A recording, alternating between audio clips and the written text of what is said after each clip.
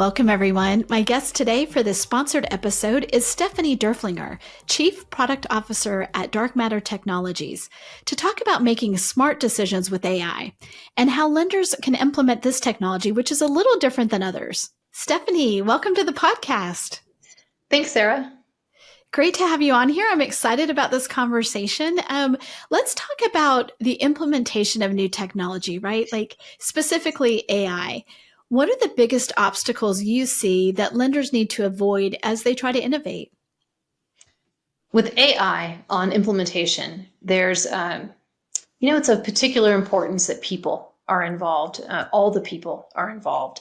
AI is scary for the workers, the worker bees. So, if you think about manufacturing alone, it is just that. It's manufacturing. And you've got these different personas that are involved at different stages of the loan. And people perceive that AI is going to take their job. And that can be scary. That's one. Change is scary. So that's number two. And people, they've been doing something the same way for a very long time. So a lot of AI implementation is resistance fraught, I should say. So when you're implementing AI changes in particular, but all changes really, but AI changes in particular, it's important to have the three legs of the stool involved. One, the technologists obviously need to be involved, right? So they're going to implement the technology. That's the easy one. Two, the business owners or the executive sponsor. It's important to have strong executive sponsorship. And when I say executive sponsorship, I mean it at a couple of levels. I do mean it at the executive level because someone has got to be pushing from top down. Someone has got to insist because there is going to be resistance and there is going to be friction and there is going to be hearts and minds problems. And the hearts and minds problems need to know that there is someone driving this and someone who is passionate about it. And then the second layer of the heart of the executive sponsorship should be the business line leaders. So you need that. And then the third leg of that stool are the people themselves that are going to be working with the technology. And one of the tricks that I like to do is if you have resistance, and if you have a rather vocal person who's resistant at that line level, I usually recommend that you bring them on the implementation team, and you sell them on what it is, and you make them an advocate instead of a naysayer. And if you can do that, and I'm saying this as someone who is, a technology person implementing like one of our technologies, I would tell my customer, I highly suggest you bring Tammy on this team. Let's get her to love it. If Tammy loves it, then she's going to amplify that message out. So, my best rate of success on implementation is taking the problems head on. The fear of job loss, address that head on. The expectation isn't that we're going to replace people. The expectation is that we're going to be ready to scale. Make sure those messages are delivered. Whatever the intention is, make sure the message is delivered consistently, more than once. Bring on the folks that may have the highest level of resistance onto the team. Make sure you have the triad, the line level folks, the business executive sponsorship, and the system administrators or the technologists all on board to implement. I think if you do that, you're setting yourself up for good success. The second part of it is follow-up. The second part, you have to follow up. If you don't follow up 30 days, 60 days, 90 days, 6 months, if you're not following up, then you have a chance of regression into old habits. It's interesting that when we're talking about technology, one of the biggest challenges is still people. It's the people part, right? And I feel like that's how did people come at the problem in the first place? Were they like, here's the problem we need to solve, here's the technology, or did they loop in the people who are part of that solution using the technology? Well, it's definitely hearts and minds. That's what I tell our customers. It's a hearts and minds thing. And at the beginning, sometimes there's shiny things, and people get really interested in the newest technology. And there's a lot that's technology for the sake of technology. And And I think sometimes people can get wrapped up in that. And that's the least successful reason to implement a technology. Understanding a problem that needs to be solved, that problem being identified either by a business value that is not being realized or a friction point that's been identified by the people that are, working with the manufacturing line. Those are the things that will, drive success with the technological solution. And that is absolutely people driven. And so it's best, absolutely best, if it comes from the folks who are actually, working with the whole process. If they are the initiators, you definitely have a better chance of success with it. And that's definitely around identifying problems and then chasing the technology that can help with the problem, not finding a technology and then trying to figure out what problem it solves. I love that. I mean, that seems obvious, but I have talked to a lot of technology leaders over the last couple of years, and I know that it may seem obvious, but it doesn't mean that's the way it always goes. It isn't the way it always goes. I'll tell you that years ago, I was trying to get folks to move to the cloud, to be comfortable not hosting themselves and move to the cloud. And it was, an uphill battle. CTOs didn't want to do that at that time. And then, a Super Bowl commercial changed the landscape for mortgage technology. And everyone after that Super Bowl was interested in technology. And all of a sudden, my job became much easier trying to get folks transitioned to the cloud. But my point in saying that is that it wasn't because there was a problem they were trying to solve. It's because there was a cool commercial that got folks interested in it. That happened to work out for my benefit. But it's kind of human nature where, we see something that looks very innovative and we want to find a way to take advantage of it. And it's my job, and it's the job of Dark Matter, to look at those innovations that are making themselves available and innovate ourselves with the folks that we have on our team and translate those innovations into meaningful solutions to real problems that lenders are facing today. I love that. Let's talk about technology costs because this is something very interesting to me. I got into the industry and covering the industry in 2013. And so much of what we reported on and what the industry was trying to do was really around compliance, right? Like 3 years out from that Dodd-Frank really had a lot of things that people had to do. But it feels like now as an industry, the cost of compliance that was rising for so long is sort of replaced by the increase in the cost of technology, even with AI. And so why do you think why are we failing to lower the origination costs when we're making this added investment?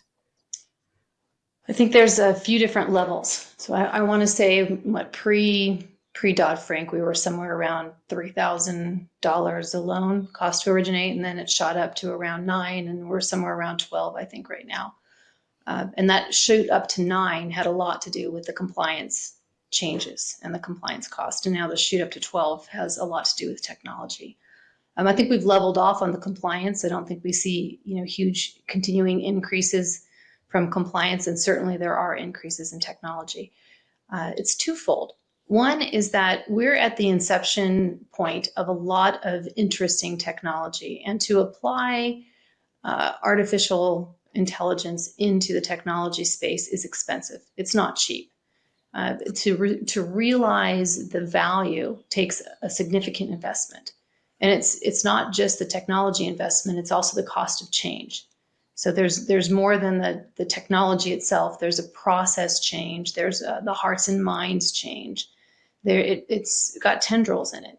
And the cost of technology by itself, the innovation of the technology and the actual hardware of the technology, the data science IP, the people that are creating, the artificial, the AI solutions, the algorithms and the modeling, they're not inexpensive resources. They're talented people. So all of that, is a high price tag. But over time, you start to realize the benefit of that, and then that ends up, helping to reduce the cost. That's one part of it. The other part of it is, I don't know that you'll start to see the benefits, realize the cost reducing in your per loan. But I also think that it's a shift in the amount that you're paying for the different parts of the cost to originate. And what I mean by that now is that where your bulk of that $12,000 may be in the cost of human capital, that may shift over to the cost of the technology.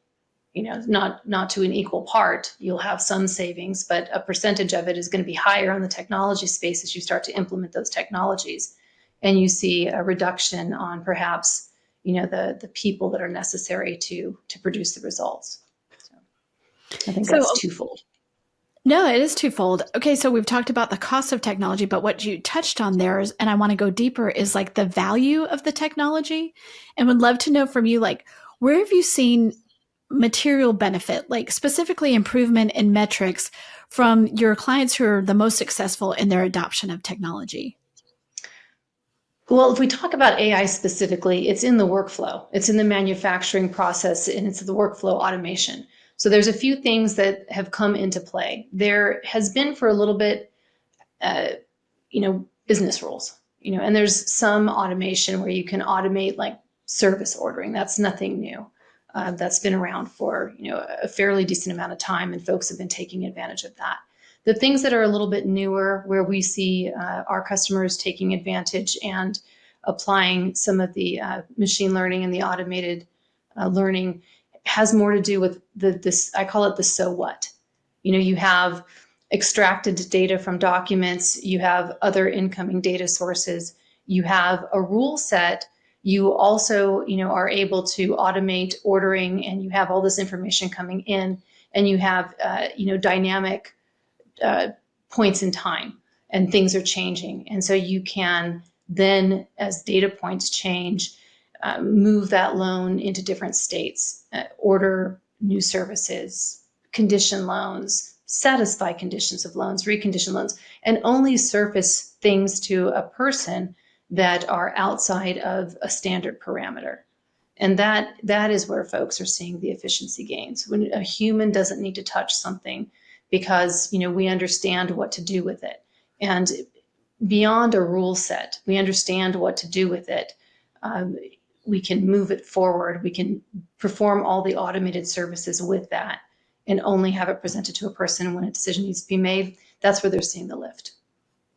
It feels like that sort of ROI might be harder to calculate, just because it's not just like we plug this in, this is what happened. But when you're talking about workflow, there's a lot of things involved there. So how do you measure that? So ROI is interesting. There are calculators. Most companies out there, us included, would be able to say to you on an average basis, this is a standard, and you implement this, and we see a reduction in time or cost on an average. But that isn't enough. I suggest that is not enough for a lender to really measure ROI. For a lender to measure their ROI, and I think this is something they should take away for anything that they're doing, but especially for evaluating a technology. There are so many technologies available. There's so much opportunity. Things are just coming into the market quickly. So what should you do, right? What's important to your business? First of all, what business values are you trying to drive, and what are you trying to deliver? In the second place, where do you see the friction points? Is there what's missing in delivering that value? What can enhance getting that value delivered, in a more efficient way? Or what friction points are there? What's going to move the needle for you? You have to know that. And once you know what's going to move the needle for you, then you can start analyzing how you can get that accomplished.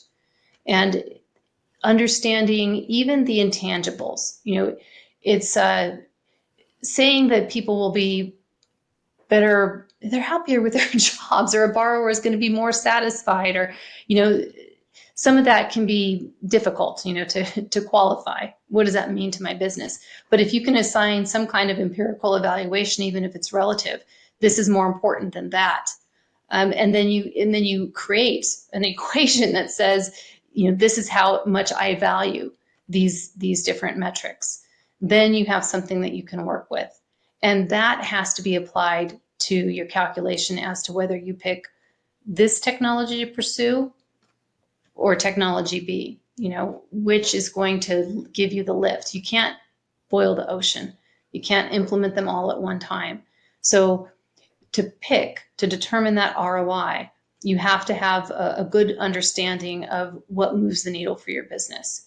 And sadly, we see oftentimes that people haven't done that they are just kind of going with the marketing evaluation, which is generic. It's generic. It's, people don't know the business. They know generically how things are. So you got to understand that for your business. And so that is one thing I'd recommend, because you don't want to invest in technology and then not have it succeed on implementation. And a good ROI is one reason it doesn't succeed. And I'm going to lead into another reason it doesn't succeed, which goes back to that hearts and minds, which is adoption of the technology. So, one leads to the other. The ROI for your business is one thing, and then there's the ROI for the individuals who are using the technology. And that's the hearts and minds. You may have it implemented. It may be something of value for the business. If your team hasn't adopted the mentality that's of value for the business, and there's a little friction in or change, because change is hard for folks, if they haven't embraced that change, the necessity of the change, they may at first start to work through it. They'll fall back. At the first part of resistance, they'll probably fall back. It's human nature, into their old patterns. And if there isn't an executive sponsor, if there aren't folks that are taking a look and constantly asking the questions about how they're using the technology, is it helping, and working through that, you're going to find yourself with a technology you implemented that is not delivering on the promise that you expected. Well, I think especially in a workflow situation, like if something's too hard, or if you haven't totally bought in, it's just easier to do it the way you've always done it, right? Right. And that's where you get all those holes in the system where it's like, why isn't this performing? And you realize that people are doing workarounds. They do. And, in our organization, we have a lot of products that you can, add into, we have a loan origination software, but we have other products that you can supplement in that system. And one of the criteria that we measure as a product organization is how well is it adopted. It isn't enough that it's been sold. It's how is it being utilized? Is it two things? Is it adopted, meaning are the people that have purchased this actually using it in production? That's one. And then secondly, are they using it as it was intended to be used, or not? So we understand, are they getting the full value out of what they've, contracted or purchased from us? And can we educate them or adjust, or, how can we help them realize that full value? Very important that customers get their full value, and that, that they're not just implementing technology and it's all for naught, because that also increases that cost of technology. When you talk about it in the cost of origination, all these technologies people implement and don't use. Another factor. The most expensive technology is the one you don't use, right? Yeah, that's right. That's right. Exactly. Well, let's talk about AI and then, Gen AI. What's out there that's meaningfully improving the P&L of mortgage lenders? Like, what's really, really making a difference? Well, the data extraction is doing nice things for folks, right? That's taking out a lot of the stare and compare, and the, allowing the data to be digitized, digitizing what's on those documents and moving it through. So that's a big deal. I think that it's the most meaningful thing right at the moment that people are actually using. There's a lot that's going on that is on the cusp of being used. Mortgage lenders, or the finance industry in general, we're not bleeding edge. We're dealing with, a very regulated industry. And so things aren't exactly bleeding edge in terms of the technology. However, the predictive models are certainly, starting to show themselves. helping borrowers, for example, as they are entering an application, pre-populating things and pre-filling and, creating the letters of explanation on the fly, while they're entering information. All of that is certainly, things that are available today and things that move the needle for lenders. So they're able to get applications in faster, they're able to get to the approvals faster, they're able to automate the disclosures, all those type of activities are definitely there. We're getting to a state where, recommendations can be made on, programs and pricing, and, we're getting to a place where those things are available, not yet widely adopted, I would say, but certainly available. I think that we're just short of a place where we would, go to recommend things like, an underwriting approval or things like that. We're not at that level. we'll point out when it fits a program, doesn't fit a program, but not yet qualify a borrower, for example. Right, exactly. That's the one everyone's looking at. When we think about adoption of AI, I feel like, it's always the biggest question for lenders is like, when do I pull the trigger and jump in on something? You don't want to be too early. You don't want to be too late, right? When it comes to AI, is there a different calculus with this than there has been in the past as far as like when lenders should make that decision? When lenders should make the decision for adopting the AI? Yeah, that's definitely a lender call. I don't know that I could give advice on that, except to say that we are in a highly regulated industry, and I individually would want to rely on proven technologists, trusted technologists when we are experimenting. I don't know if experimenting is the right word, but we wouldn't want to go with things that are black boxed. Let me put it that way. We should be able to evidence what it is that is being output, and that's, I think, for our industry going to be necessary, at least in the short term. And there's a long road ahead. AI and the opportunities there are very interesting. And the way it changes, the way it has the potential to change our legal system, finance, how we do everything is very interesting.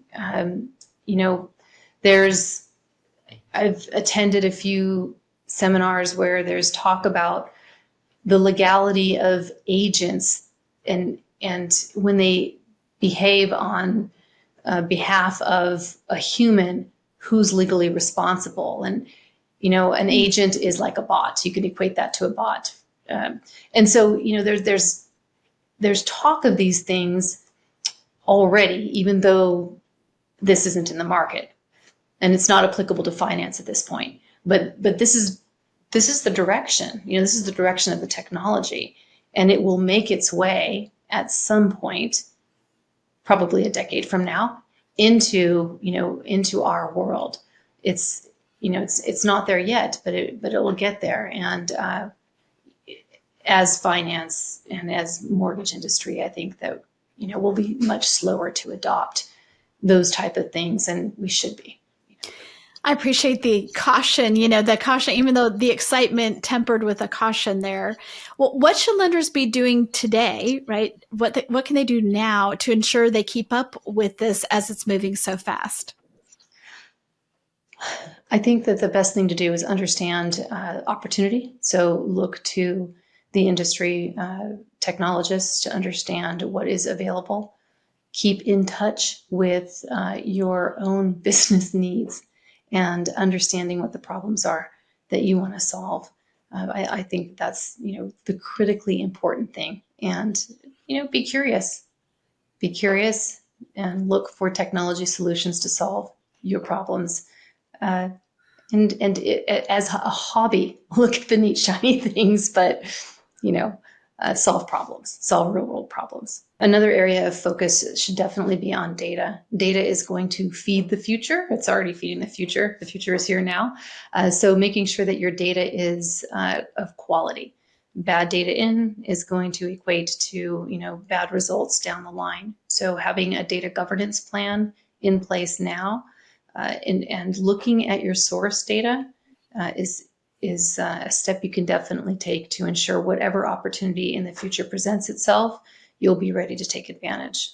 So two things.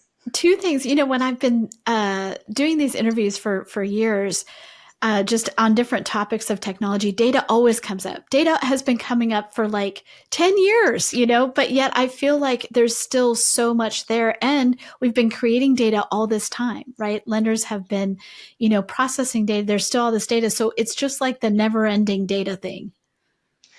It is the future. I mean, it's not even the future. It's right now.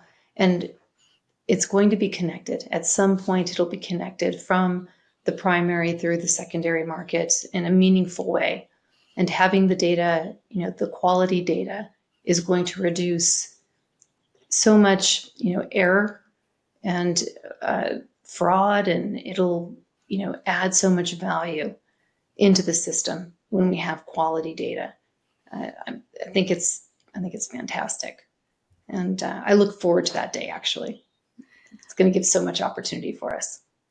I love that. Okay, looking at all of that, what do you think lenders are struggling with as they look to adopt AI? What is the biggest struggle?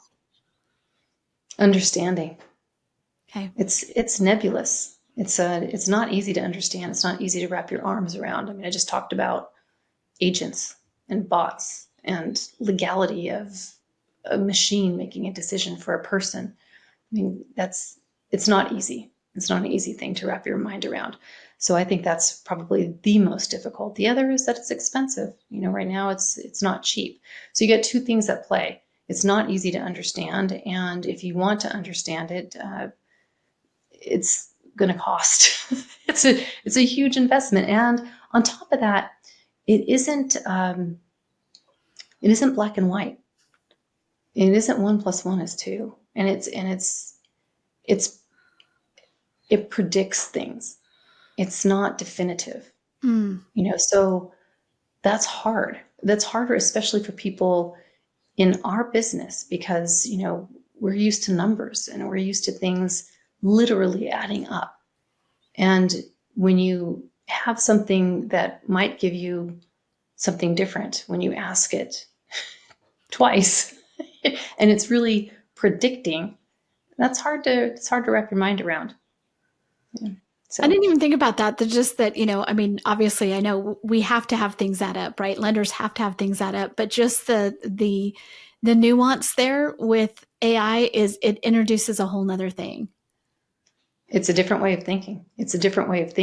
And just even in a technology company, my background is mortgage lending. I have data scientists on my team, and leading a data scientist team and getting aligned with their mentality, and the way they think is different, and so I see it myself in bringing these things forward. And so, I'm experiencing that firsthand. And so I'm kind of, projecting that the difficulties I have because of my mindset, would be similar to those that a mortgage banker will also have when they are, wrapping their head around, the use of AI in their businesses. I think that is a very safe assumption. Someone who's right in the thick of it. Easy. So what's next for Dark Matter Technologies? What are you excited about? I am, believe it or not, I am excited about the AI. We are making use of the AI in our ecosystem, and we're proliferating it. So we are excited about that. It's not the predictive piece of it. It is the workflow automation. So the workflow automation is everywhere in our system right now, and so it's completely exception based, and we're pretty excited to bring that into the marketplace.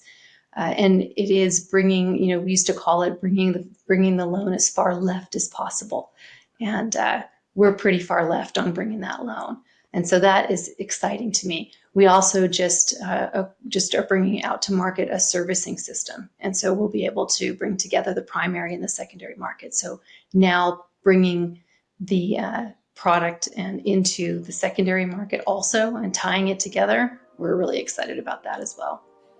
That is very exciting. We're excited to be along this journey with you and talking to you and learning more about this. So Stephanie, thank you so much for being on with me today. Thanks, Sarah. Appreciate the time.